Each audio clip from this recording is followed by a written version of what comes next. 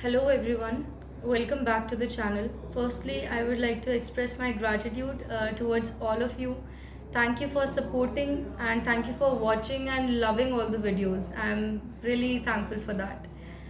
इसके बाद जो है स्टूडेंट्स, आज का जो थीम है इस वीडियो का या फिर आज का जो एजेंडा है वो है कि यूजीसी नेट जेआरएफ क्लियर करने के बाद जो है हमारे पास क्या ऑप्शंस होते हैं, हम क्या कर सकते हैं, क्या अपॉर्चुनिटीज़ हमारे पास है।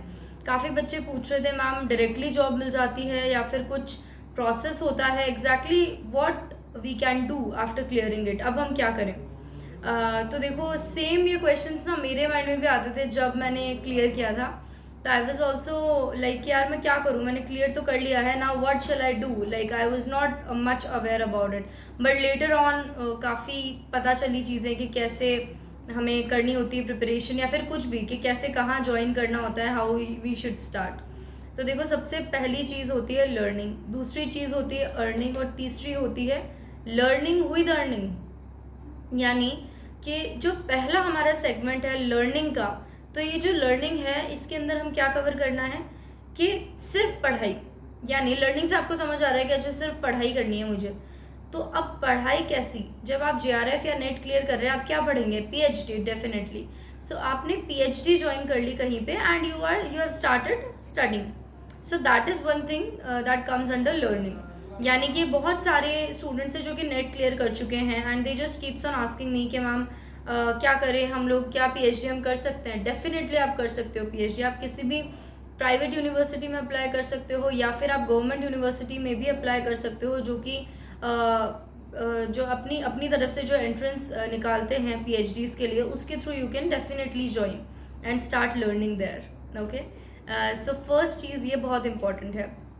दूसरी चीज़ आती है अर्निंग, जो कि बहुत ज़्यादा इंपॉर्टेंट है, राइट। मतलब इससे ज़्यादा जो इम्पॉर्टेंट है वो है हमारी अर्निंग, क्योंकि हम प्रिपरेशन करते हैं तो हमारा ये एजेंडा रहता है कि कैसे ना कैसे फाइनेंशियली इंडिपेंडेंट हो जाऊँ, बस अब जो है खुद अर्न करना है एंड बस इंडिपेंडेंट होना है। ये एक एम हम सबका रहता है कहीं ना कहीं। तो ये भी एक बेनिफिट आप लोग को मिलेगा। कैसे, आपने नेट क्लियर कर लिया, you can join a private university, you can join a semi government university और अ गवर्नमेंट यूनिवर्सिटी। अब इसके अंदर क्या होता है, देखिए आप जो है किसी भी यूनिवर्सिटी में जाएं, आप पहले क्या करो, लिस्ट बना लो यूनिवर्सिटीज़ का जिसमें भी आप इंटरेस्टेड हो पढ़ाने में, लिस्ट बनाओ। फिर देखो आपका सब्जेक्ट अवेलेबल है क्या उसमें, आप कट शॉर्ट कर लो कि अच्छा ये 10 यूनिवर्सिटीज़ है मेरे एरिया के अंदर, ये अच्छी है और अच्छा पे भी मुझे यहाँ से मैं एक्सपेक्ट कर सकती हूँ।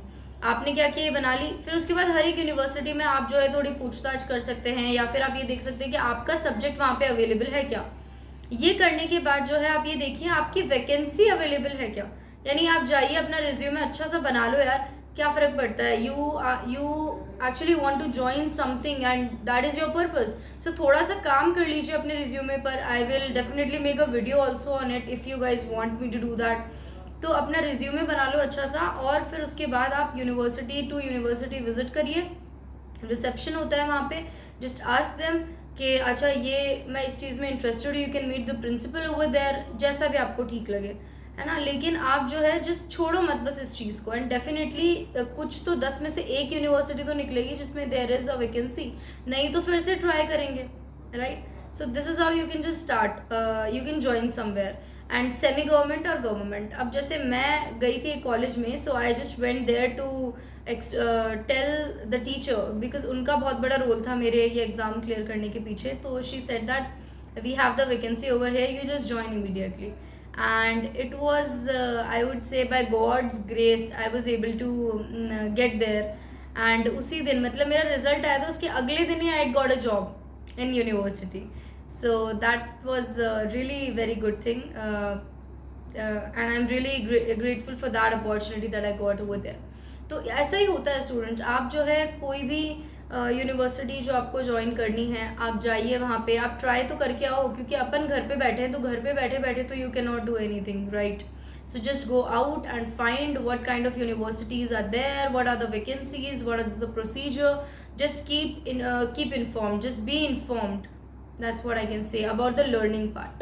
Then comes the third thing, that is what, learning with earning.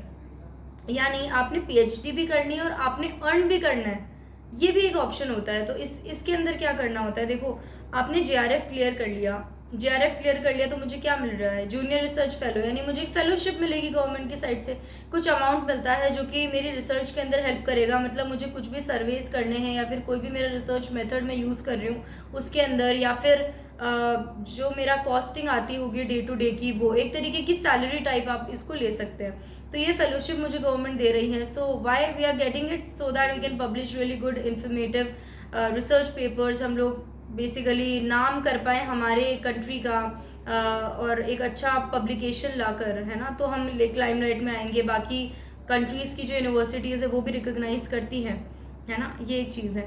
अब बहुत सारी एक बड़ी प्रॉब्लम कब आती है, जब JRF नहीं क्लियर हुआ है लेकिन हमें नेट ही है और हम PhD करना चाहते हैं and we want to earn. तो देखिए हर एक यूनिवर्सिटी में, स्पेशली IITs में, NITs में, ये एक ऑप्शन होता है। इसके अंदर क्या होता है कि आपको इंस्टीट्यूट असिस्टेंटशिप करके एक ऑप्शन मिलता है, इंस्टीट्यूट असिस्टेंटशिप।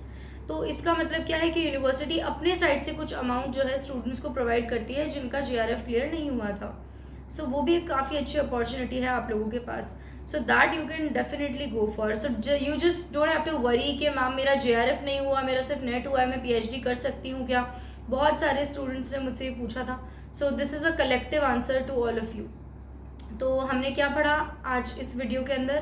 पहली चीज़ लर्निंग, यानी कि सिर्फ आपने जो है PhD करनी है। दूसरा ऑप्शन क्या होता है आपके पास? अर्निंग, यानी कि आप एज अ प्रोफेसर आप पढ़ा सकते हो।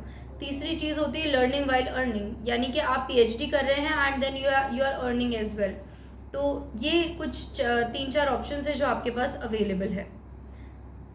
ये तो बात हो गई किसकी, जो कि हम जनरली करेंगे, मतलब नेट JRF क्लियर होता है तो जनरली वी परसीव कि यही चीज़ हमने करनी है।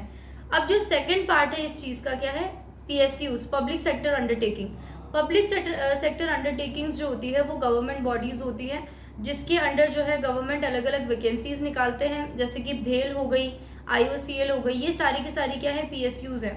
तो आप सेल हो गई, तो इस तरीके की PSUs के अंदर अलग अलग जॉब्स निकलती रहती है। सोशल फील्ड से निकलती है, इंजीनियरिंग वाली फील्ड से निकलेगी, टेक्निकल फील्ड से निकलेगी, आप कोई साइकोलॉजी बैकग्राउंड से हो तो बहुत सारे कंपनीज जो है they are actually hiring some counsellors there, because आजकल एम्प्लॉय की मेंटल हेल्थ के लिए बहुत सोचा जा रहा है। तो आपका जो है कुछ भी किसी भी सब्जेक्ट में आपने क्लियर किया है तो आप क्या करें, एक जो है लिस्ट बनाए। Again I will go with this thing, ये जो लिखने वाली आदत है वो मेरी बहुत ज़्यादा है, तो मैं उस चीज़ को बहुत प्रमोट भी करूँगी इस चैनल पे कि आप जो भी चीज़ है, जो भी आपके माइंड में, उसको लिखो। आपने 10 जो है PSUs निकाली है, 5 PSUs निकाली है जिसमें आपका मन है काम करने का, आप क्या करो, उनकी वेबसाइट विजिट करो, official website, and go and apply. आप देखो कि अच्छा मैं एलिजिबल हूँ इस चीज़ के लिए, तो आप बस जाके अप्लाई कर दो। एटलीस्ट इंटरव्यू तो देकर आ जाओ। हम पहले ही डिस्करेज हो जाते हैं कि अरे इसमें तो सिर्फ 2 वैकेंसी है, एक ही वैकेंसी है। यू नेवर नो, क्या पता वो एक आप ही हो। सो just don't get disheartened by anything like that and just go for it, just fill the form and take the experience at least, और कुछ नहीं। तो आपकी बहुत ज़्यादा जो है अपने आप ही एक अच्छा बन जाएगा, आपका एक होल्ड जो है वो काफ़ी अच्छा बन जाएगा, इस एक एक्सपीरियंस आपको डेवलप होगा। So this will be very beneficial. So I hope students ये जो वीडियो है ये आपको बेनिफिट करे किसी ना किसी तरीके से, एंड आपको कुछ सीखने को मिले। और आपके जो डाउट्स थे कि मैम कैसे करें, क्या होगा, बहुत ज़्यादा बच्चे स्ट्रेस्ड फील कर रहे थे, तो आई होप कुछ क्लैरिटी आई ये वीडियो देखकर। इसके अलावा भी किसी भी तरीके की आपको हेल्प चाहिए हो, so I am definitely there to help you guys. आप कमेंट करिए जिस भी टॉपिक पे आपको वीडियो चाहिए, आप जो है मुझे DM कर सकते हैं। I am always there to help. Okay, so thank you so much for watching. So like the video and share it with your friends, subscribe to the channel so that it actually motivates me to help you guys, and आगे से आगे share करिए because the content is completely free and it will be really beneficial for you. So thank you so much for watching. Have a good day.